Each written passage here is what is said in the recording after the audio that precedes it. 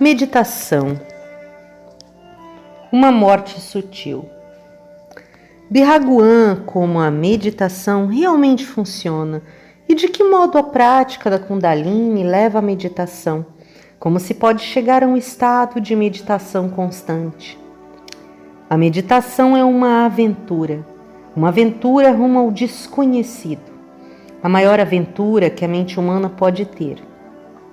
E por aventura, eu quero dizer que você não pode ser instruído sobre ela.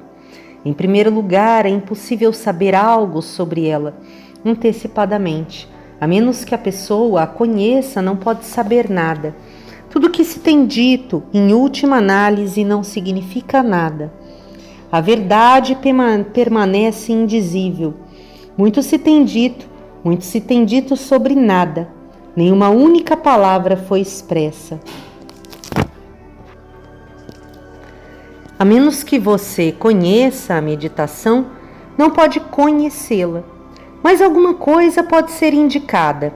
Esse nunca será o ponto. Não pode ser. A natureza das coisas é tal que isso é impossível.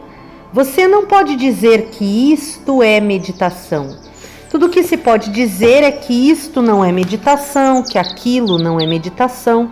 O que resta mas o que resta é deixado sem indicação. Existem muitas razões para isso. A meditação é algo maior do que a mente. Não é algo que aconteça na mente. É algo que acontece para a mente. Caso contrário, a mente seria incapaz de defini-la, de conhecê-la, de compreendê-la. Assim, não é algo que acontece na mente, mas para a mente. É como a morte acontecendo para a vida.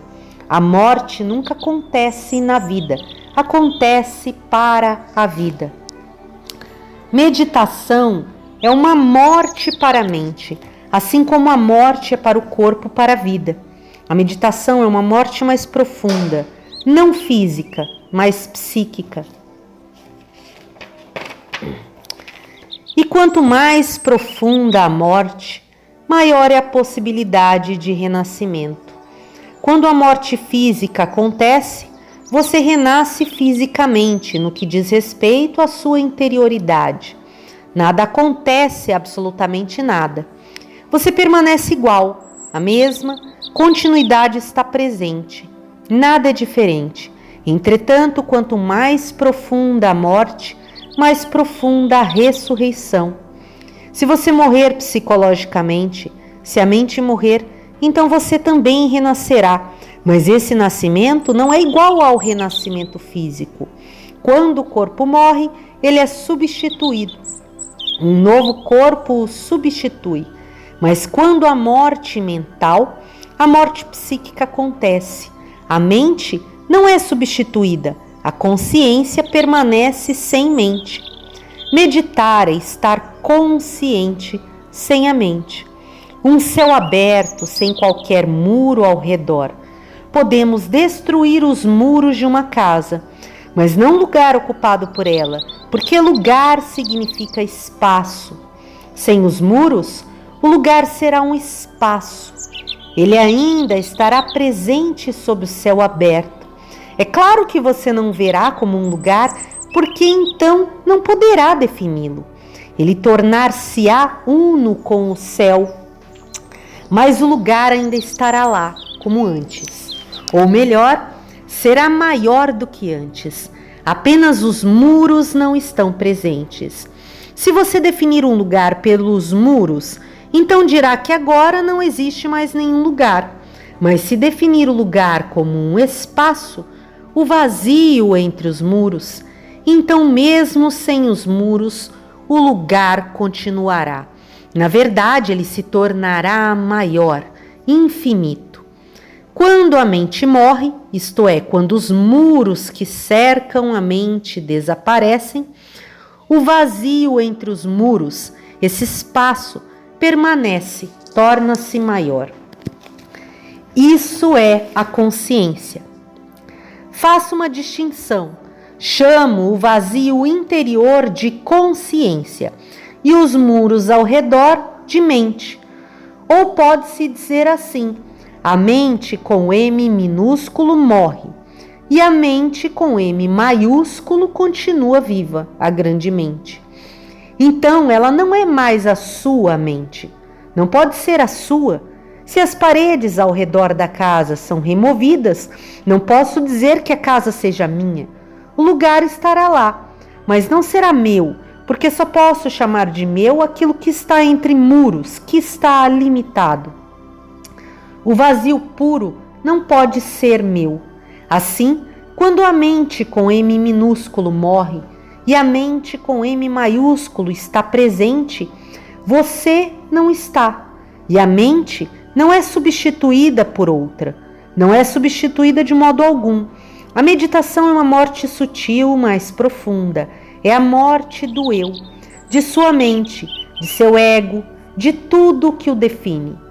Apenas o que está dentro, o que não é mente, não é ego, permanece. E o que permanece é consciência pura.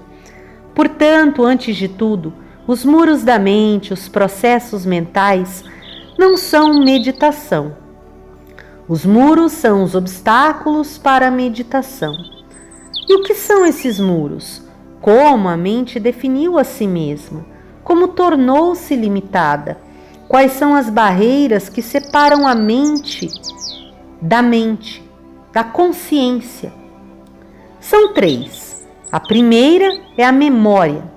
A maior parte da mente é memória, e essa memória tem longo alcance, vai até as infinitas vidas que você viveu. A mente acumula tudo, não apenas o que você coletou conscientemente. Quando uma criança está no útero, a mente já está coletando. Quando você está adormecido, a mente está coletando. Até mesmo quando se está em coma, completamente inconsciente, a mente está coletando. A mente continua coletando, nada escapa a ela.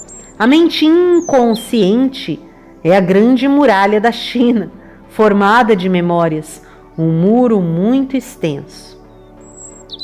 E aqui cabe lembrar que a gente trouxe um esclarecimento, a gente levou lá na Ascenda um esclarecimento sobre as questões das leis do universo e sobre a questão do que vai ser o campo akáshico, do que seria o inconsciente coletivo, né, do uso para o trânsito dentro do processo. E aqui ele já está pondo uma outra colocação. Então, e quem estudar todos os processos juntos vai entender que ao longo das etapas, você tem lá, por exemplo, os de arquétipo, processo do inconsciente, etc. Mas a tendência é que ao longo que o ser se move, vai tomando essa expansão de consciência, em algum momento esse inconsciente, de certa forma, ele desaparece, porque o ser dentro de si próprio é total. Então, só para esclarecer, caso de início pareça que não está em acordo, mas na verdade está em acordo quando você entende que é todo um processo de evoluir, de elaborar para chegar nesse processo de experiência.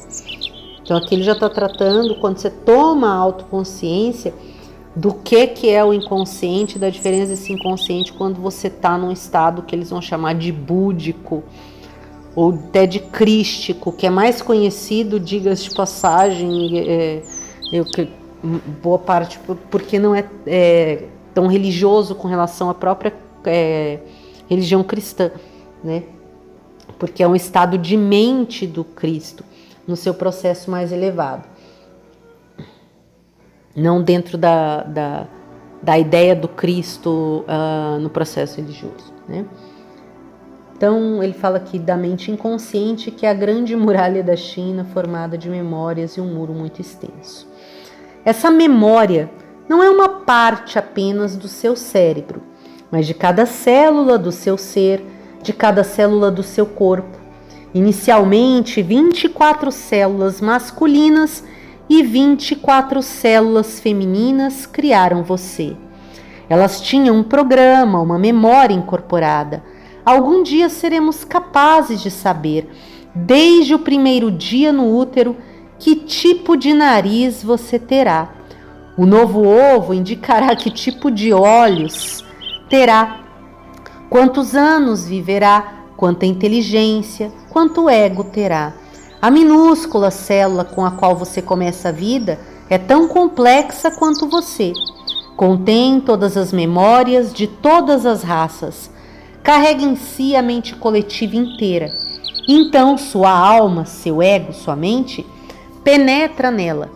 O corpo tem sua própria memória, assim como a mente. Você é um ponto de intersecção da mente, repleta de memórias, com o corpo, que mantém as memórias de toda a raça coletiva, de toda a mente coletiva. As memórias corporais são mais fortes do que as da mente. Assim, você é sempre vítima delas. Por mais que tente ficar contra elas, quando o momento vem, o corpo vence. Sua mente não é nada diante delas, porque o corpo é parte da mente racial. Eis porque todas as religiões caíram em uma cilada quando começaram a brigar com o corpo. Você não pode lutar com ele. Se começar a lutar, estará perdendo a sua vida. E aqui, lembrando, trazendo um adicional que ele fala que o corpo parte da mente racial, tem a ver com uma questão de captação e emanação, só atualizando, você lê os outros títulos, tanto de outros que estão mais atualizados, os livros do Osho que já inclui, né, a questão também da ciência e os próprios livros de ciência que já inclui a questão da espiritualidade. E ele fala aqui de tipo que o corpo vence a mente por causa dessa mente racial. Mas integrando conhecimentos mais atualizados, o que eu percebi sobre essa questão estaria ligado à questão da parte sexual realmente do indivíduo, que tem a ver com esses corpos inferiores. Então, boa parte do que ele fala, do que as religiões caíram em uma cilada quando começaram a brigar com o corpo, e onde elas se alinham nessa descoberta, tanto por parte de quem se elevou espiritualmente, quanto por parte de quem se aprimorou nos conhecimentos ali das possibilidades genéticas, etc., bioquímica do organismo, está mais no que foi criado ali, nessa ideia de negar a natureza natural do ser, que se inicia ali dentro desses processos corpos inferiores que tem uma relação com a sexualidade muito forte. Mais do que essa questão da mente racial no sentido de uma coisa genética, né? Isso atualizando os processos. Então, esse esclarecimento dele é do campo de percepção da própria experiência dele, de como ele resolveu a sua transcendência quando ele ia resolver as memórias. Então tinha uma relação com todas essas memórias que ele ficava captando, vamos dizer assim, desse campo de coletivo, entendendo já como tipo tá um com todo. É óbvio que a mente não vai limitar a observação de qualquer conceito que se pareça com família, que se pareça com genético, que se pareça com hereditário, com um pequeno grupo familiar, né? Uma mente dessa, ela já vai entender a raça humana, porque ela está entendendo o que é esse todo, né? Se tem esse pai, mãe, essa divindade aqui da onde emerge e da qual nós estamos inseridos, isso em primeira instância, porque nem isso é. Ele pôs o Deus como uma coisa muito maior que isso.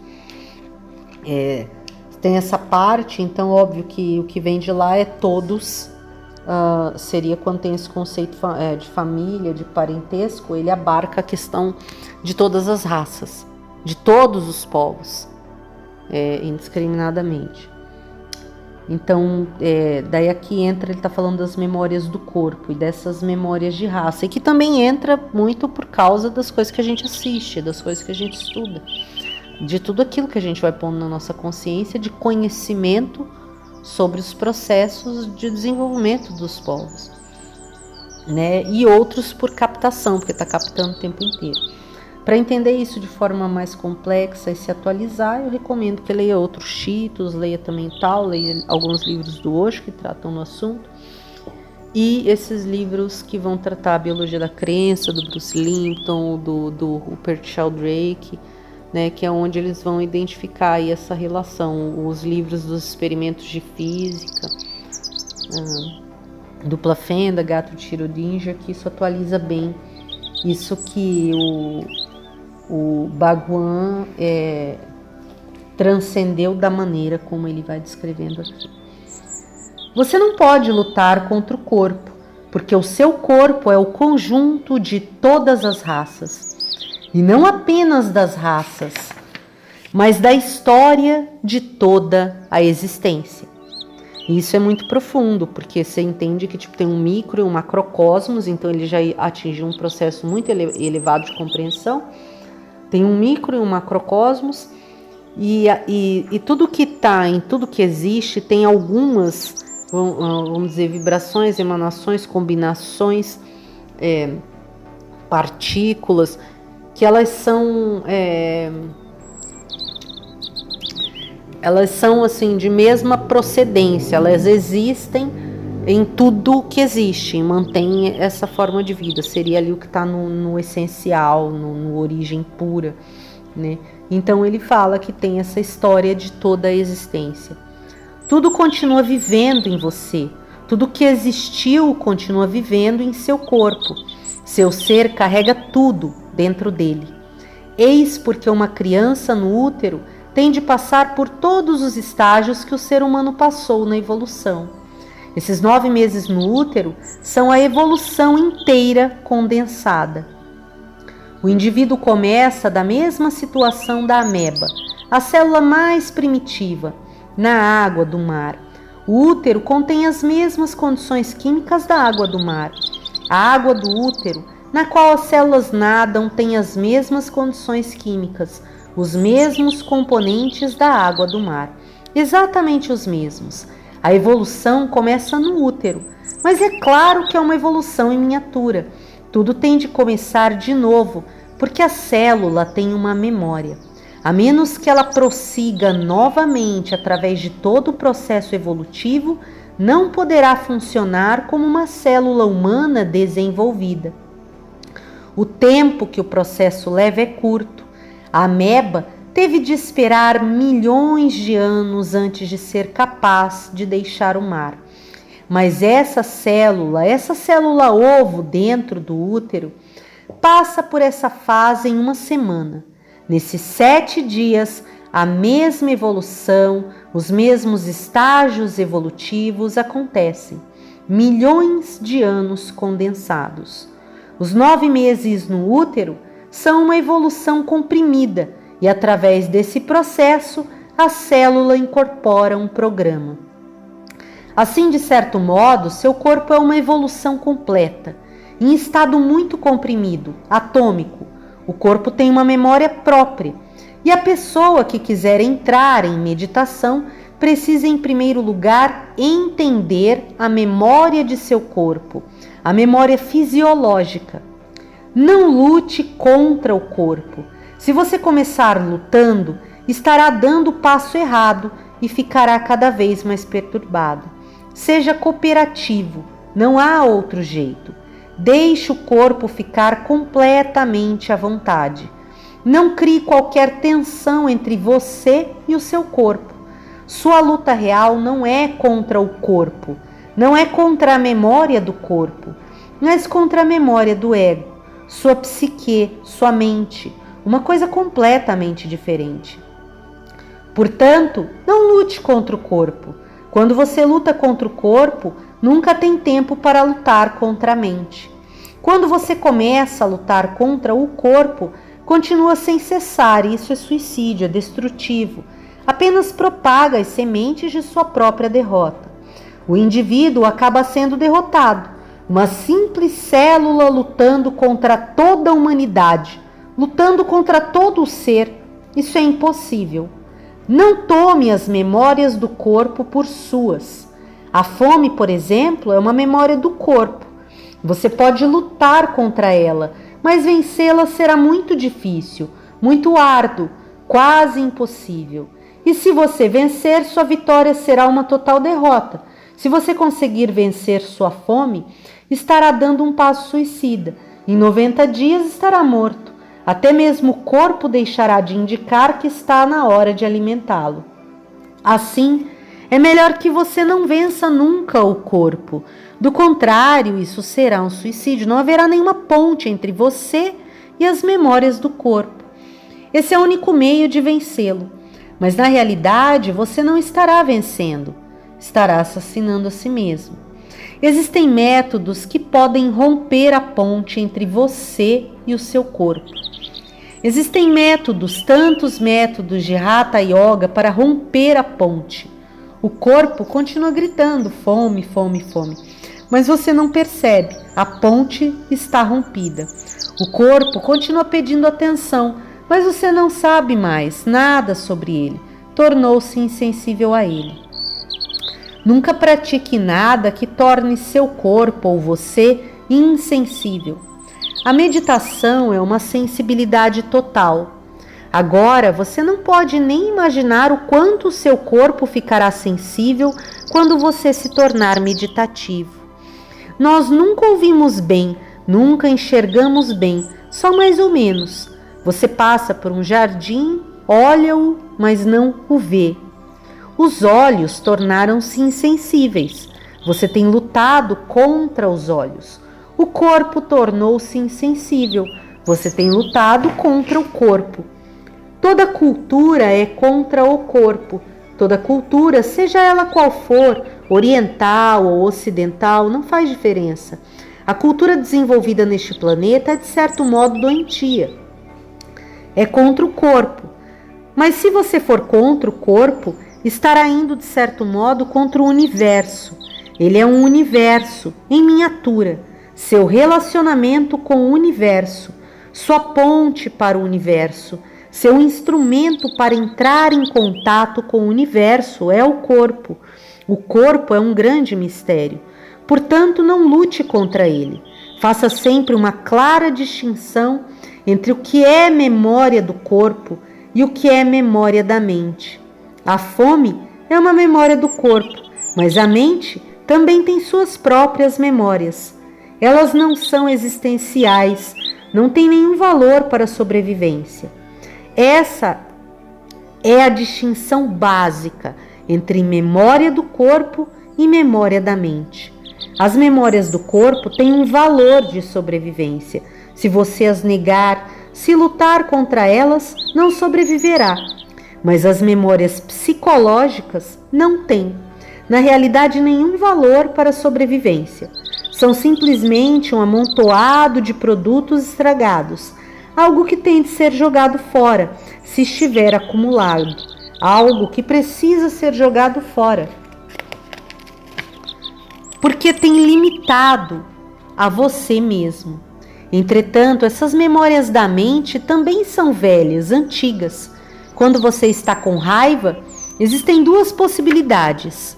A raiva pode ser uma memória do corpo ou da mente. Uma certa distinção deve ser feita entre as memórias do corpo e as memórias da mente.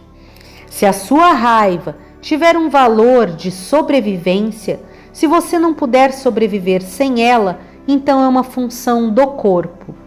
Mas se a sua raiva não tiver nenhum valor de sobrevivência, então será apenas um hábito da mente, apenas uma repetição mecânica da mente. Será uma memória mental. Você tem tido raiva tantas vezes que isso se tornou um condicionamento. Se alguém aperta o botão, você volta a ficar com raiva. Esteja alerta para isso. Em alguém que nunca está mentalmente raivoso, que não está habitualmente raivoso, a raiva corporal tem uma beleza em si, nunca é feia. É apenas uma indicação de que a pessoa está viva, não morta. Quanto mais você estiver habitualmente raivoso, menor será sua capacidade de estar corporalmente raivoso. Então sua raiva será feia. Não acrescentará nada a você. Será apenas um distúrbio para você mesmo e para os outros. Podemos compreender isso de outro modo também, com o sexo, por exemplo. O sexo pode ser uma memória do corpo, então tem um valor de sobrevivência, mas pode ser também apenas mental, cerebral, pode vir do hábito. Nesse caso, não tem valor de sobrevivência. Se o sexo for apenas um hábito, tornar-se-á uma coisa feia. Não terá nem amor, nem beleza. Não terá qualquer musicalidade ou ressonância interior. Quanto mais cerebral o sexo, menos o corpo será capaz nele.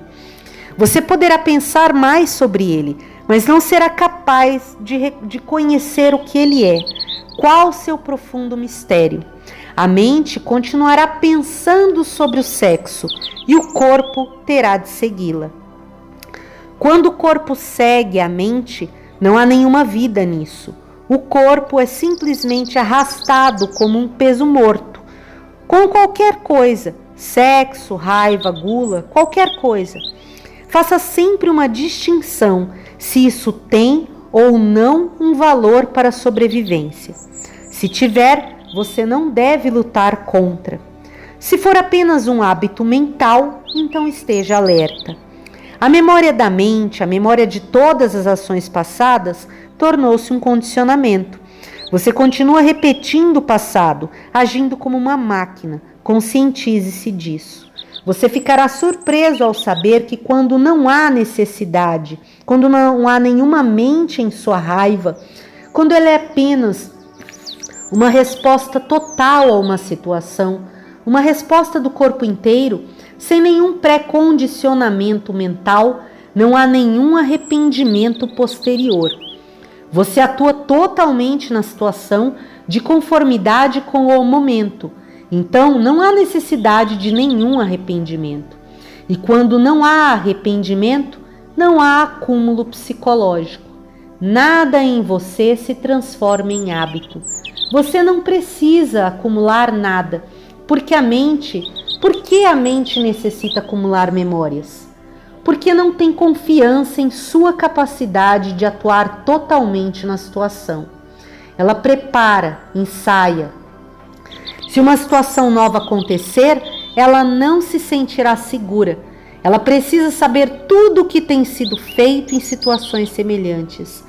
Precisa de alguma coisa de fora, necessita desenvolver algum programa para saber como agir em determinadas situações. Eis porque acumula memórias. Mas quanto mais ela acumula, menor é a sua capacidade de agir totalmente. E quanto menor é a sua capacidade de agir totalmente, mais a mente é necessária. Assim, haja com o corpo, não com a mente. Parecerá estranho estar dizendo isso. Não é algo que se possa esperar de um homem religioso. Ainda assim eu digo, haja a partir do corpo. Então a resposta será total, a ação será total. Não deixe a mente entrar e não haverá nenhuma memória, não haverá nenhum acúmulo mental, não haverá nenhum arrependimento. O ato será acabado. As coisas acontecem desse modo, a situação foi assim, e você agiu totalmente, sem deixar nada para trás. Portanto, não há nada para se arrepender, não há ninguém que possa se arrepender. Você esteve totalmente na situação. É justamente a parte refreada que se arrepende mais tarde. O corpo pode agir totalmente, a mente nunca age totalmente. A mente é sempre dividida. Funciona em dicotomias. Uma parte da mente está com raiva. Ao mesmo tempo, a outra parte está se arrependendo ou preparando-se para se arrepender. Isto pode ser notado quando pela mente e não pelo corpo. O corpo é sempre total, não pode agir de um modo dividido. O corpo é como um fluxo, não tem divisões. Quando você se apaixona, é o corpo inteiro que ama. Você não pode fazer uma distinção entre a cabeça que se apaixonou e as mãos que começaram a amar. O corpo inteiro entra nisso. Mas a mente nunca está totalmente em coisa alguma. Uma parte dela está sempre criticando, julgando, condenando, apreciando. Uma parte está sempre sentada do lado de fora para julgar, condenar. Assim, quando você vir que uma parte da sua mente está trabalhando contra o que você está fazendo, saberá que está agindo cerebralmente, mentalmente. Comece a fazer as coisas corporalmente. Quando você estiver comendo, coma corporalmente. O corpo conhece bem quando parar, mas a mente nunca sabe. Uma parte continua comendo e a outra fica condenando. Uma parte fica dizendo pare e a outra continua comendo. O corpo é total, então pergunte ao corpo. Não pergunte à mente quando comer ou não comer, quando parar ou não parar. O corpo sabe o que é necessário. Ele acumulou a sabedoria de séculos e séculos. Ele sabe quanto parar, sabe quando está realmente satisfeito. Não pergunte à mente, pergunte ao corpo. Confie na sabedoria do corpo. O corpo é mais sábio do que você. Eis porque os animais vivem mais sabiamente do que nós. Vivem mais sabiamente, mas não pensam, é claro. No momento que começam a pensar, serão exatamente como nós. Eles não pensam e continuam a viver sabiamente. Isso é um milagre. Que os animais possam viver mais sabiamente do que os seres humanos. Isso parece absurdo. Eles não sabem nada, mas continuam a viver mais sabiamente. A única habilidade na qual o ser humano tornou-se eficiente é na de interferir em tudo. Você continua interferindo no seu corpo? Não interfira, deixe o corpo funcionar, não se intrometa. Então você terá uma clara distinção entre o que é memória mental e o que é memória corporal. A memória do corpo é um auxílio para a sobrevivência. A memória mental é obstrutiva. Essa memória mental deve ser destruída nos burburinhos. Quando digo destruída, isso não significa que você não se lembrará de nada. Quando digo para você destruir a memória, isso significa que você não deve se identificar com ela, que não deve se unificar com ela. A memória não deve ser uma coisa autônoma, não deve perpetuar a si mesma. Mas ela continua se perpetuando.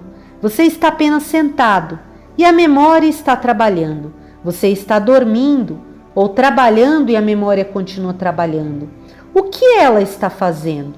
O que pode fazer a memória? A memória só pode desejar para o futuro o que ela conheceu. Não pode fazer mais nada. Só pode perpetuar e projetar a si mesma no futuro. Tudo o que foi deverá ser novamente, ou algo que foi não deverá ser mais.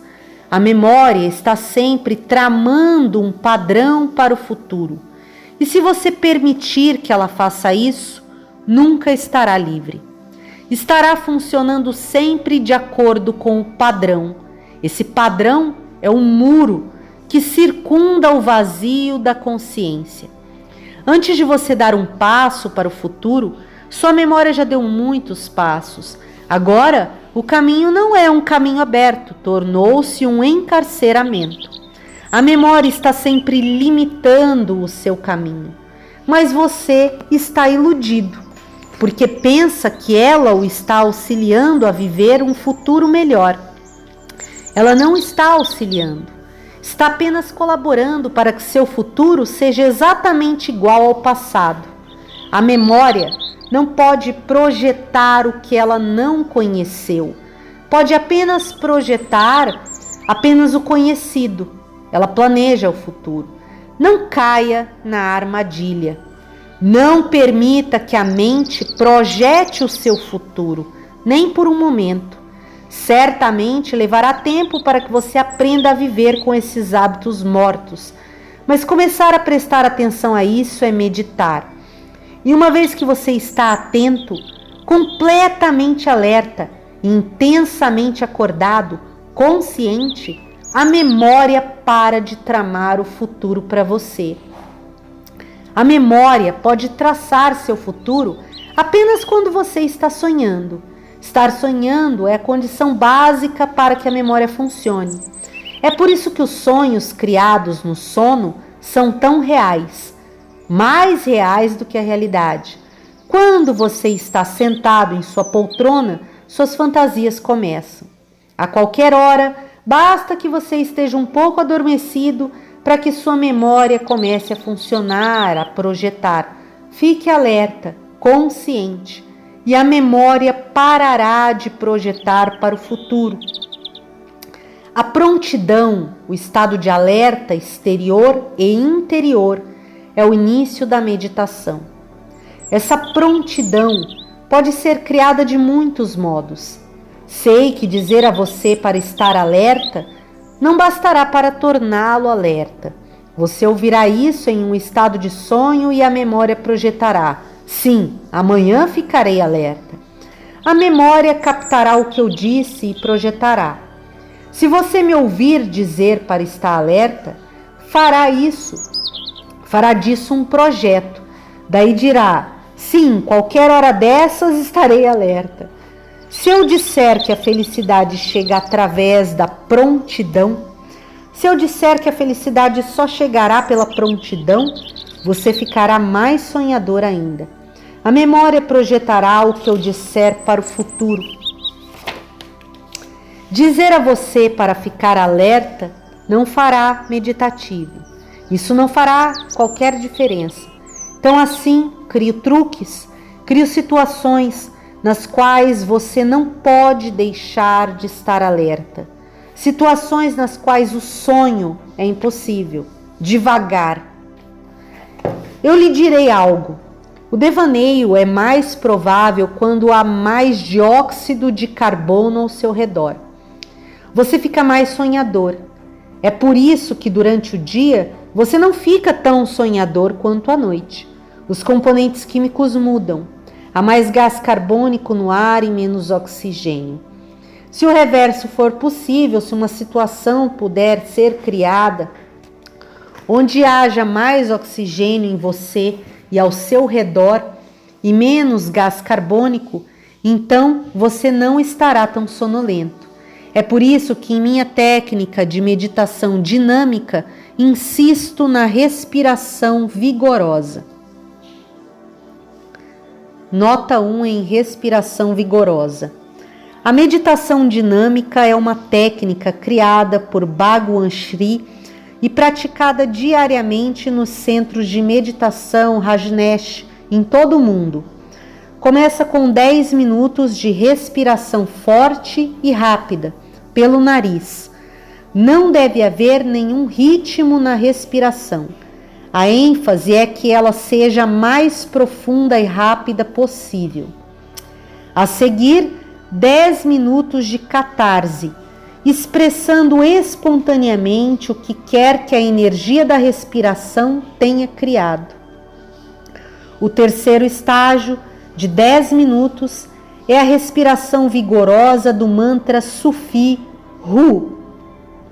A pessoa descarrega-se completamente, de modo que possa ficar totalmente passiva, totalmente vulnerável. No quarto estágio, a meditação.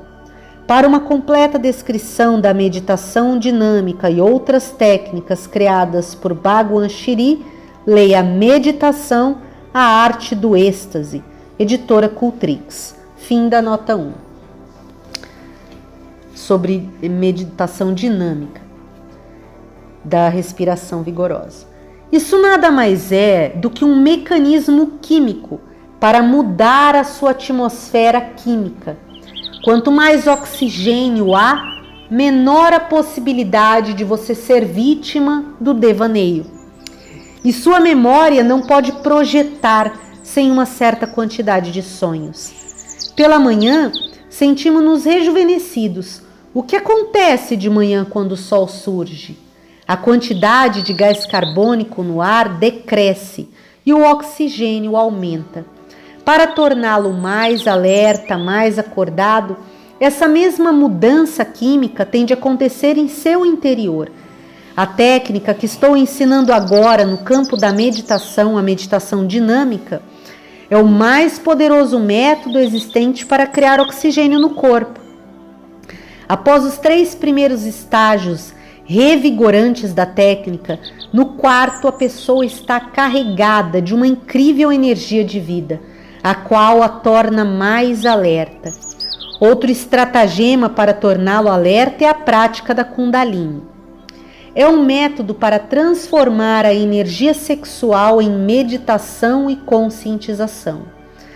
Mas ela é de mais utilidade para uma pessoa cuja energia sexual possa ser fácil e naturalmente canalizada para a meditação.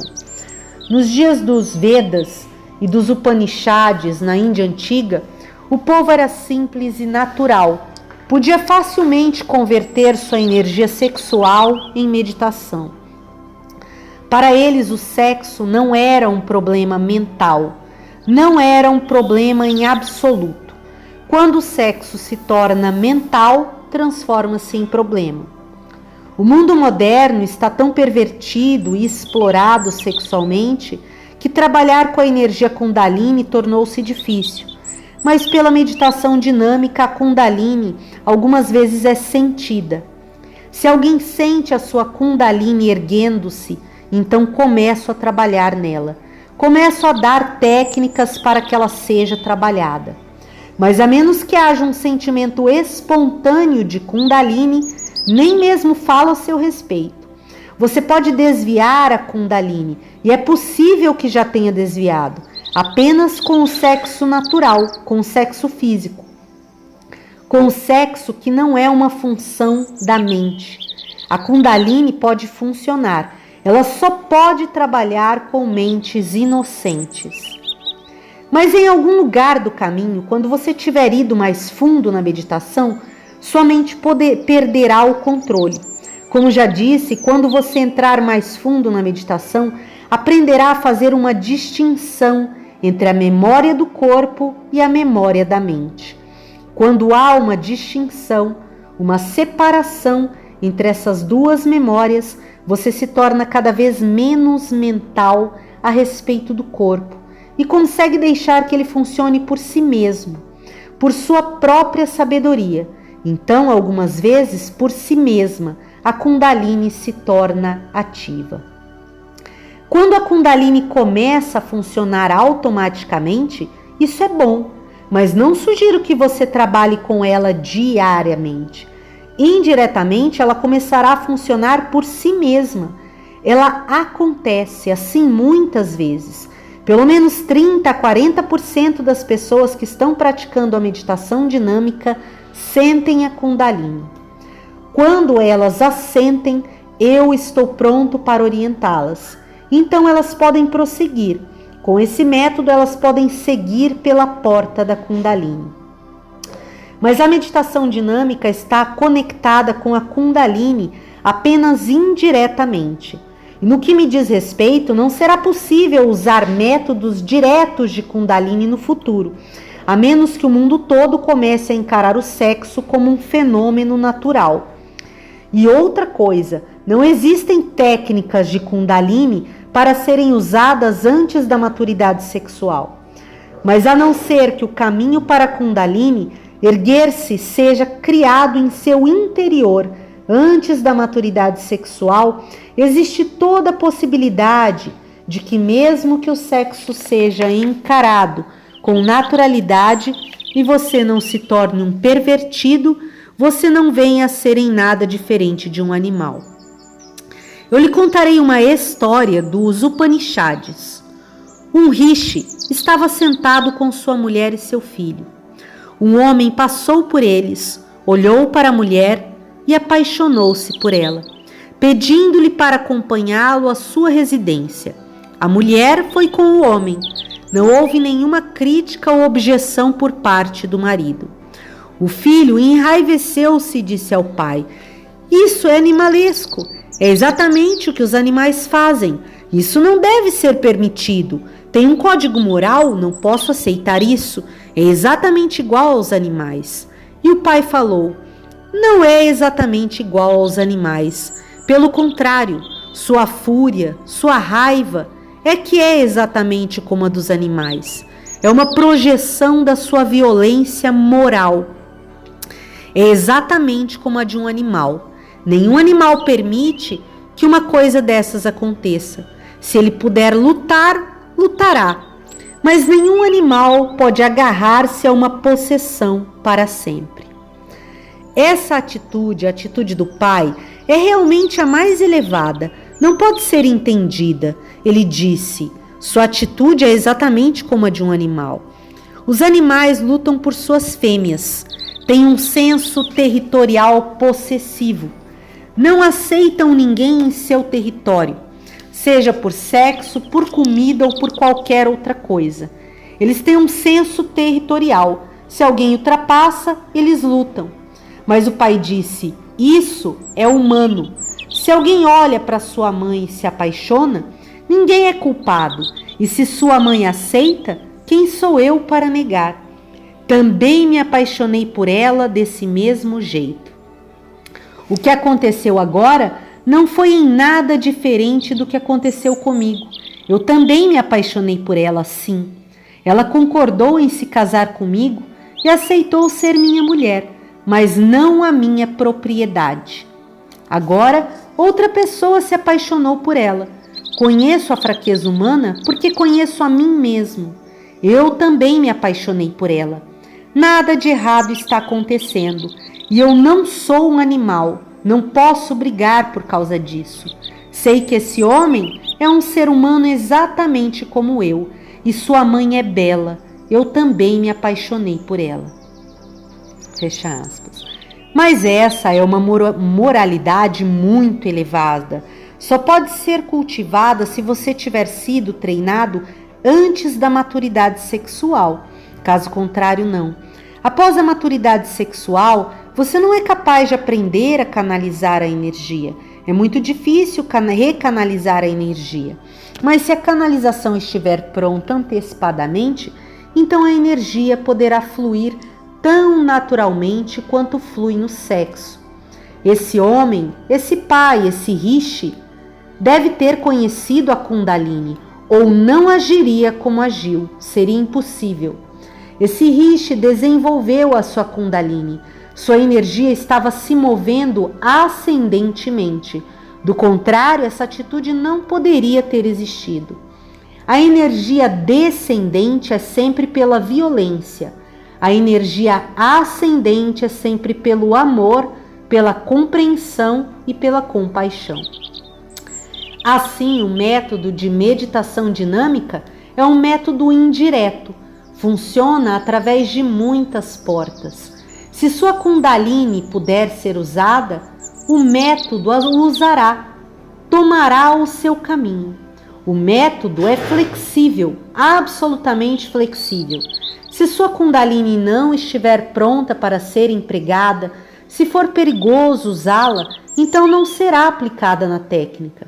Nesse caso, há outros canais, outras rotas. O método pode funcionar através de outros caminhos. Não existem nomes para esses outros caminhos, porque nenhuma doutrina antiga os utilizava. Mas elas existem. Mahavir nunca falou sobre a Kundalini. Cristo nunca a comentou ou conheceu. Lao Tse nunca ouviu falar a respeito dela. Eles prosseguiram através de outros caminhos. O caminho de Buda não poderia ter sido pela Kundalini. O sexo tornou-se totalmente entediante para Buda. Ele não estava de modo algum interessado em sexo. E isso tinha de acontecer, porque seu pai havia conseguido mulheres muito bonitas para ficarem junto dele. Todas as moças bonitas estavam em seu palácio. Buda acabou se desgostando do sexo. Isso tinha de acontecer. Todas as pessoas se tornam enfastiadas quando têm demais. Qualquer pessoa no lugar do Buda teria ficado assim. Ele tornou-se tão enfastiado de sexo que não poderia nem conceber que essa mesma energia pudesse ser convertida. Ele nunca tentou fazer isso. Mesmo que alguém lhe tivesse dito que a energia sexual pode transformar-se em energia divina, talvez ele não tivesse ouvido. Buda conheceu muito o sexo e para ele não foi nada divino, foi apenas carnal. Assim, Buda usou outra rota. Nunca falou sobre a Kundalini, mas falou sobre centros de energia, os chakras. Trabalhou com os chakras.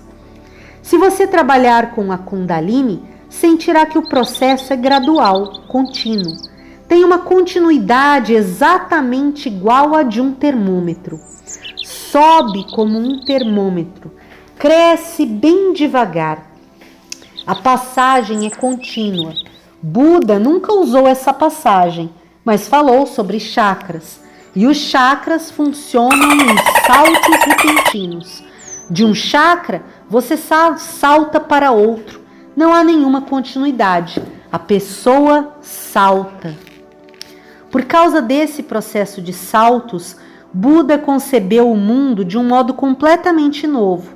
Disse que não existe nenhuma continuidade no mundo, apenas saltos. Nada é contínuo. A flor não é uma continuidade do botão. A flor é um salto. A juventude não é uma continuação da infância, é um salto. Os filósofos budistas estão muito felizes agora porque atualmente a ciência também está dizendo que não existe continuidade. Tudo salta, tudo existe em saltos. Vemos a continuidade apenas porque não podemos perceber os intervalos. Você vê essa luz continuamente. Ela não é contínua. Os elétrons estão saltando, mas os intervalos são tão curtos que seus olhos não podem captá-los.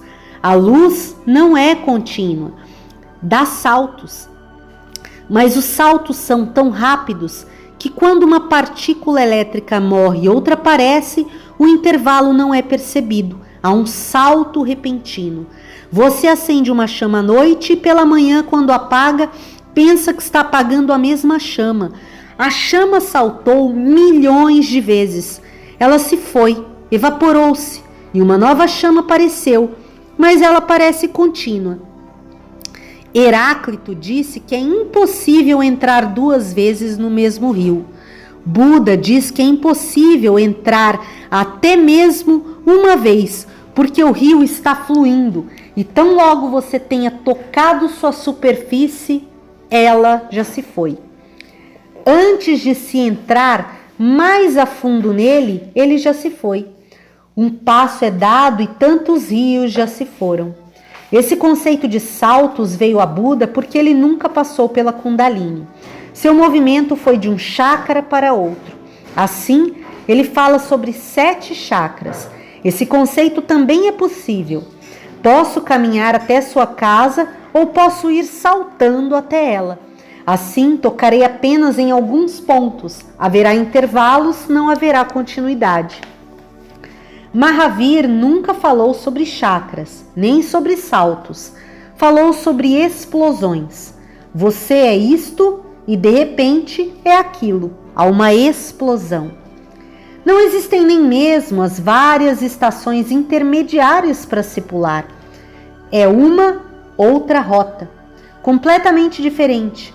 É uma explosão. Você explode. Sim, explode mesmo. Simplesmente explode. No momento você é isto e no momento seguinte já é aquilo. Não há nem continuidade nem saltos. Há uma explosão. Não há um ponto intermediário para ser cruzado. Existem 2 seitas zens. Uma é conhecida como a escola súbita do Zen e a outra como a escola gradual do Zen.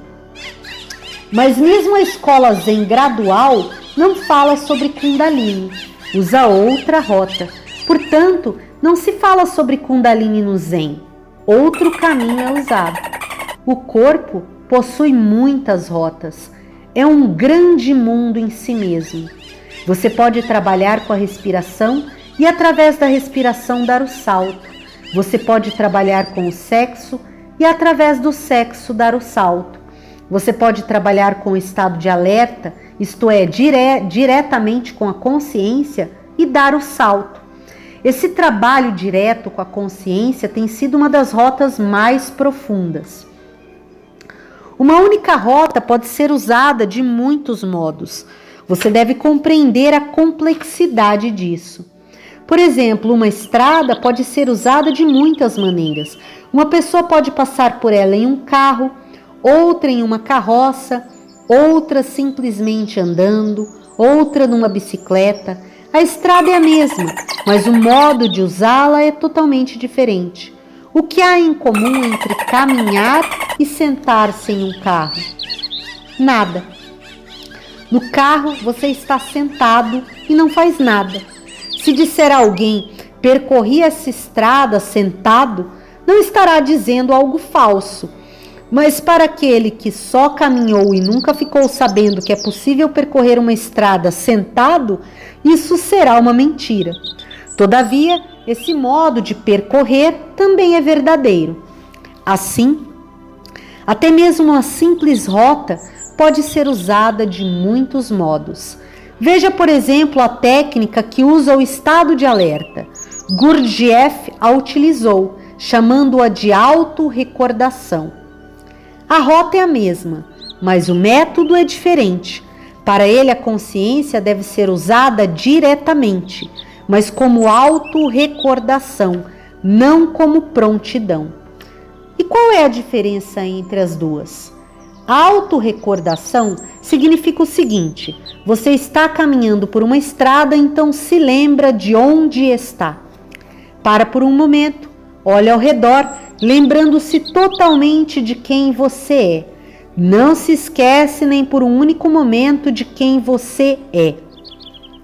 Nós estamos sempre nos esquecendo, nunca nos lembramos. Se eu vejo, esqueço-me de mim mesmo e só vejo você. A consciência toma uma direção, a outra direção não existe. Gurdjieff diz para tornar a consciência uma seta bidirecionada. Você está ouvindo um discurso. Ouvir o que o locutor está falando é uma direção da seta.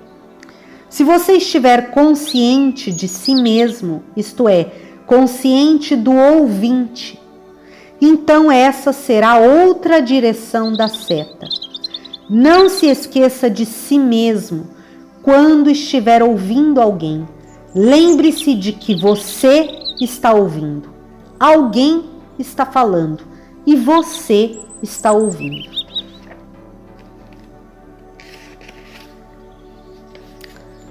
Vá além de ambos e lembre-se, faça de si mesmo uma seta bidirecionada. A rota é a mesma, mas o método é diferente. Entretanto, Krishnamurti dirá: não se lembre desse modo, assim o esforço tornar-se-á tenso. Esteja consciente apenas da totalidade. Não escolha pensando que você está aqui e o outro está lá. Não escolha, apenas permita que haja uma consciência incluindo tudo. Não se concentre em nada, seja uma consciência desfocada. Eu estou falando, você está sentado. A buzina do carro lá fora está tocando. O carro está passando. As coisas estão acontecendo, mas a consciência está desfocada. Não dirija o foco, torne-o desfocado. A rota é a mesma, mas o método é diferente, completamente diferente. O Tantra usou o mesmo método, a mesma rota, mas de um modo diferente, de um modo inimaginável. Eles usaram intoxicantes, bhang, charas, ganja e vinho. E o método era esse: tomar o tóxico e continuar alerta. Não perder a consciência, ir tomando o tóxico e continuar consciente de que se está consciente. Não perder a consciência. E há métodos nos quais nenhum tóxico tem qualquer efeito. Até mesmo o veneno da cobra é usado. Uma serpente é colocada para morder sua língua. Se uma serpente morder sua língua e você permanecer consciente, então o salto é dado. Do contrário, não. A rota é a mesma, mas o método é completamente diferente.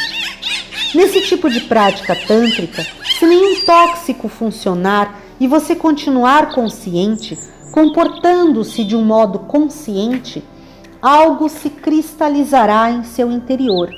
Algo irá além da química do corpo. Do contrário, a química o afetará. Quando isso acontece, você está além da química do corpo. A química está trabalhando em algum lugar do corpo e você está à parte. Ela não pode tocá-lo. Existem muitas rotas e cada uma delas pode ser usada de várias maneiras.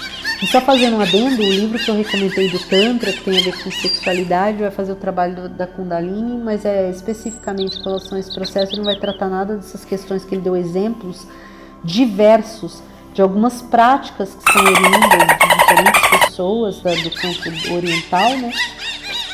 E que algumas vezes são tratadas no prática tântrica, essa questão do veneno da cobra. Em outros lugares eu já li que isso já não participa realmente, que já seria meio que integrado com outro processo.